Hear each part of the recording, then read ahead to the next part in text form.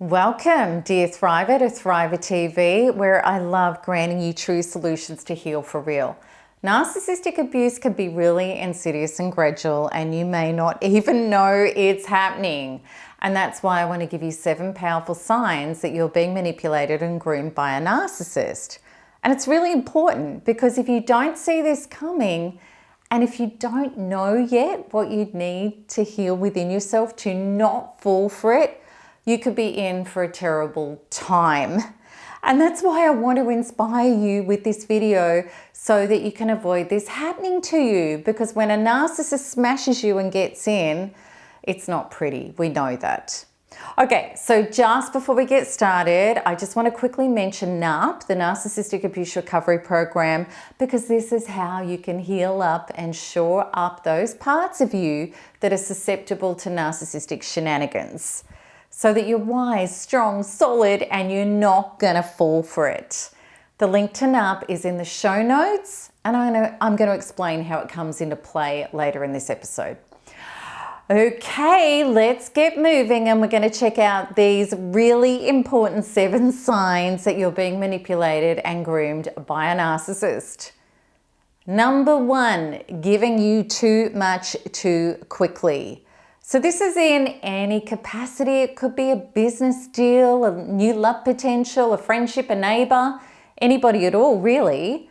You've heard the expression too good to be true, too helpful, too caring, too nice. Is this person showering you with compliments and gifts? And of course, it's healthy to be able to receive, but no, if your intuition is warning you and it's going off that something's not right, it could be a good idea for you to really listen to that, slow it down, put a halt to it. If it feels creepy and intrusive, then speak up and say, honestly, I'm just not comfortable with that. Now, this is the good thing. If you're not too scared to speak up, right? We've got to get past this. I don't want to hurt somebody's feelings. That is just, oh my God, that's such a recipe to be narcissistically abused. We've got to grow up beyond that. So if you do speak up and you say, I'm not comfortable with that, you could flush this out really early. Because the thing is, if this is a narcissist, they're doing this for their own agenda. And they've really got no filter of respect for your comfort levels. So if they're trying to woo you or buy you into submission to get you in to be narcissistic supply, a narcissist is not going to like you saying no. They're going to try and talk you out of it. They're going to manipulate you, or they're going to try and guilt you out of it, or right? And your gut is going to be squirming. Listen to it. Please know this about life. If it's not a hell yes, it's a hell no. Okay? Now, let's be really self-responsible and self-honest here. If you are feeling empty and lonely and needy, you could be very susceptible to being love-bombed and accept things without realizing what the conditions are going to be with that. I've talked in other videos about Miguel Ruiz, who had this incredible story about the greasy pizza, and he gave it to a hungry woman and he said, you can have the pizza, but you have to accept any condition I give it to you. And because she was so hungry, she just took the pizza. We can't be that person, okay? And this is why you've got to be prepared to listen to your gut and only allow things to move at a healthy pace. Because otherwise you could be getting yourself into something terrible, especially if you start feeling dependent on this person's attention and gifts. And we're going to talk about this much later in the video, that dependency problem that we can get, that bond. Okay, so of course there are nice people in the world, and it could be a struggle to know, are they just a generous, really lovely person, or are they love bombing with an agenda? This next sign coming up is going to help you decipher this clearly. I love about knowing this one because it changes everything. Number 2, the way a narcissist can manipulate you and hook you in is by monopolizing your time. Now, narcissists will try to monopolize your time in nearly every case to capture you. And this is where it is so important for you to be developed and whole. The most important relationship is always the relationship with self. Because if you're not a self within self, then you're going to look to another self to try to get yourself. It's dangerous. So when we're developed enough to be whole, you'll love being in your body and you'll love being in life. And you know it's your job between you and you as an adult to get a life and to have interests and passions. And when you have those and you meet people in any capacity, even if it's a friendship, do not make anybody the center of your world. And don't make them responsible for your enjoyment and interest in the world. This is incredibly dangerous if you do this. And a narcissist will love it if you do. They need to secure narcissistic supply quickly. Think about a predator and a lion that goes for their prey. That lion needs food and they can't exert too much energy to get the food, and they have to get the food. So a narcissist is going to have to get you and monopolize your emotion, thoughts, and movements very quickly to harness you with supply. Please know it's not normal and it's not healthy. Healthy people don't want that type of responsibility and burden. And quite frankly, neither they should. They don't want somebody to make them the center of their universe at all. It's codependent, narcissistic. The best relationships are two healthy, whole people who share their wholeness. They have lives and they're not needy for emotional and energetic supply from other people to sustain themselves. Okay, so if somebody is treating you lovingly, nicely, and even very romantically, which could be a nice, normal, beautiful person wanting to woo you, how are you going to know the difference between this being genuine and love bombing is by keeping your interests and your life, and which you have had to have established, and not dropping everything to be with this person and not doing instant relationship. And if they're a decent, non-narcissistic person, they're not going to hound you with messages. They're not going to ring you every time you're out with other people. They're going to grant you mature, healthy space. Now, a narcissist, rather, when you try to retain your interest in your space, they're going to try and guilt you and threaten you. They might even drop a bomb as if they're going to, stop pursuing you and go somewhere else because of the way you're treating them or something ridiculous like that. But somebody kind and genuine is just going to grant space. All right, so please know, unless you have a full healthy life and you're solid within yourself and you're willing to lose it all to get it all, which means if this is uncomfortable and I'm getting manipulated and somebody's not allowing me to be myself and have my life, get out of my life. I don't want this. If you're not at that level of development, you might feel uncomfortable, put up a boundary, and then drop it really easily as soon as the narcissist pushes it over. And maybe because things have felt so great, narcissists come in with a love bombing. You don't want to lose this person. But please understand this. Narcissists really have nothing much to lose because you're an object, as is everybody to them. And if they can't hook you quickly for narcissistic supply and they can't get you to open the doors to your hearth, your heart, and your home quickly, they're going to move on. So what a narcissist will always do is push the boundaries to see who and where they can get in very quickly. If you don't let them in, they're going to move on. Good, they took the rubbish out. That's very helpful. All right, now let's go on to the next non-mature thing that a narcissist will do to start manipulating you and grooming you is over-the-top sentiments of love. This is number 3. This is so not healthy. Somebody saying to you, in record time that you're their soulmate, you're exactly what's been missing in their life, you're better than all the others. You were prophesized by a clairvoyant. They've seen you in their dreams. Healthy people don't come out with those things, and they get to know somebody else over time. And again, it's so important for you to be mature and in your body and not needy and swept away with this. Please know the rubbish we've been fed about romance and instant deals are not true. It takes time to get to know somebody's character and values.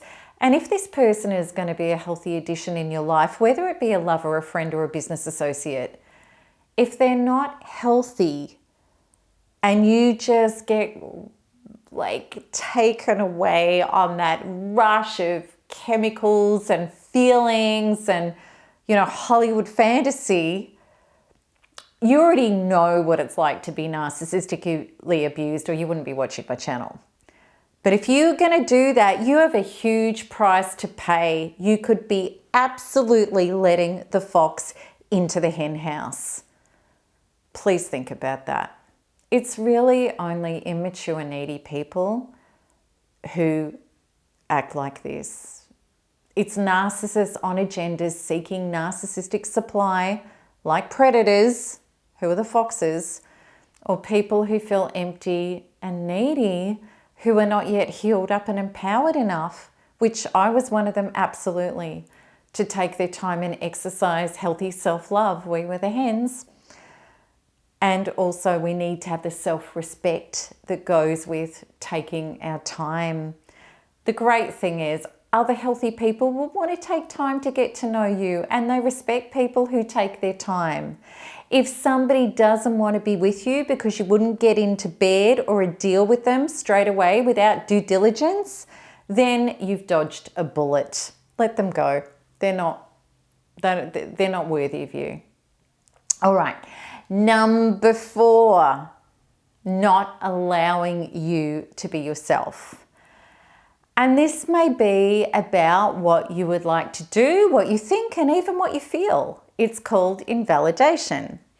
It's somebody who will not allow you to have your version of things and makes it so that their version is the only one that counts. It's censorship. It stops your freedom of thoughts and speech. It means this person doesn't care about you. They only care about themselves. Narcissists pick their targets for this, and they push the boundary gradually to see how far they can go.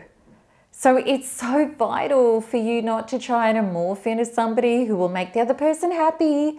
I just want to, say what will make you happy. I want to be what you love. You have to have a self. And then this is where the inner development is so important. Stay yourself, be you. Don't dim your light because you feel like somebody else can't handle you shining. Of course, you're going to be caring, receptive, and inclusive with people in your life. But if you start to feel uneasy, as in you're just being yourself and you need to have that self and being yourself, and you'll see it. There'll be a look or a behavior or a comment that doesn't sit right with you. And it's some form of limiting your speech, your ideas, your movement, your desires. Then you are at great risk of being in a controlling relationship, whether it be a lover, a friend, or anybody else in your life. And it's up to you to really claim and speak up and assert your right to be yourself. If you don't, and you give away pieces of yourself so that somebody will love or approve of you, then you're only making your own bed. You're digging a hole for yourself. And you're just going to be whittled away and hand over more and more pieces. And it's going to be so much harder for you to crawl out of abuse later. Okay, so a really great way to flush out a narcissist right from the get-go, right from the start. As soon as it feels uncomfortable, assert your rights and your truths. And know that if you need to explain to anybody your adult rights to be yourself, then you need to say, look, I'm going to be myself. You're either with me or you're not. And then if it's twisted and turned and it keeps coming, it's time to leave. Because this is the deal. This person was never interested in you and letting you be happy. Normal, real people are really happy for you to be happy. And this person was actually trying to push you into being their version of narcissistic supply for their own benefit. The thing is, narcissists don't love you and they don't love what you do. They love what you do for them. That's the real deal. Now let's look at the next sign, which is number 5. Turning you away from friends and family. Controlling people are going to try to isolate you. And they do this by discrediting the people around you, and maybe they're going to triangulate you with them. So get you all, really suspicious and falling apart.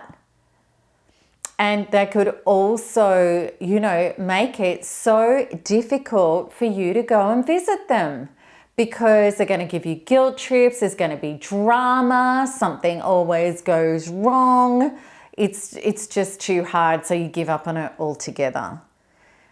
And if this is happening as time goes on, you're going to become more and more introverted. And of course, your abuse symptoms are going to escalate. And then the shame gets so terrible because you're being abused. You're in cognitive dissonance. Maybe even the narcissist is smearing you to people. And it just gets worse and worse and worse and worse. This all starts, it gets terrible. And it starts by limiting your time and your interaction with the people in your life that you love. Hence again, why it is so vital for you to have a life and live it fully without any of the fears of this person will leave me if I don't give them enough time, or maybe while I'm away doing my things, they're going to be up to no good. These are the things you need to heal beyond and get really empowered and comfortable with, because that's a normal, healthy relationship. Time apart with family and friends is essential for healthy relationship. Okay, so number 6, we touched on this before, but we'll get into it more. Creating dependencies. Okay, really watch out for somebody wanting to be the sole provider of something for you and make you dependent on their money or lifestyle or friendships or contacts, or maybe this person is going to sidle into your business in a way that they become indispensable. Maybe they're going to hold vital passwords. It's dangerous. As children, we were dependent on our caregivers doing a great job or even a good job, whether they could or not. But as adults, we're not dependent on anybody. We can make wiser decisions, and women can so easily fall into this, giving up careers, letting him be the breadwinner. And there are lots of women that have still gone out and worked, but they still have the beliefs that I need him to survive. I went through a lot of that stuff I had to heal. And I'm not saying letting somebody lead the way or even be the breadwinner while you're at home with the kids. I'm not saying that that's wrong at all. But what I'm saying is, before you make decisions of acceptance of somebody moving into your life in a way that might be indispensable for you, you need to be 100% sure of 2 things. One, that this person's character is solid and real, and that they have the same values of honesty, kindness, and teamwork that you do. And number 2, regardless of your dependencies, if somebody starts abusing you or your loved ones, you are going to have the gumption, grist, and determination to value your soul, pull away and start again no matter what. I really want you to feel that. When you honor your soul, life honors you. I had this incredible discussion with one of my healing groups this morning, and they really got it. It's so true.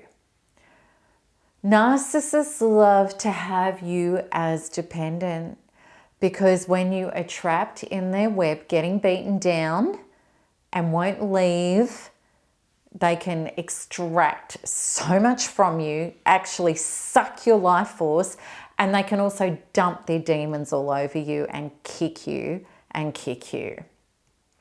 I've been there, and I know so many of you have. And personally, I would never put myself in a dependent position again, because I know the freedom and truth of being, a whole adult, sharing my life rather than being with somebody to get my life. It's so much happier and healthier. Okay, number 7, guilting you. And this one can pull in a lot of people, women and men. It's very manipulative. Many narcissistic women have made great guys feel really guilty for hurting her and leaving her, and she'll claim helplessness to make him stay. And I know a lot of you wonderful guys out there in our community will relate to this. And men can do this to women too, especially the women who are the caregivers and feel sorry and are deeply empathetic, and, the men can play on that. In narcissistic relationships, people can be made to feel guilty about honoring their own sanity and their soul. And I did a short video on this not long ago on social media about stop feeling guilty about your sanity and your soul.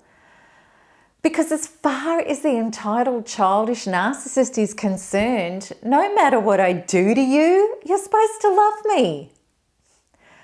There may even be threats of suicide if somebody leaves, or saying how badly this is going to affect the children, and so on and so forth.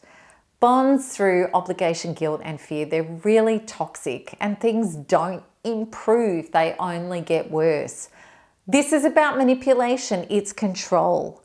And if you've come from a family of unhealthy people where you feel like you have to try to help everybody and it's up to you, and people can only be safe if you fix them, or if you were the scapegoat blamed for everything, then you're going to be susceptible to living out this inner toxic, guilty love code again.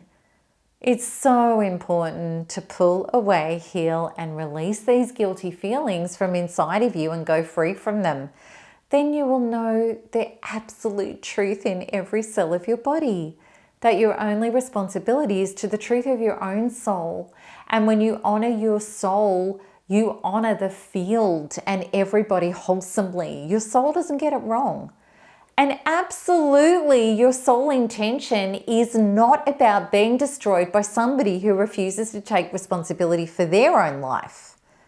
And believe you me, if you leave, they're going to find somebody else to parasite off. It's just what these people do.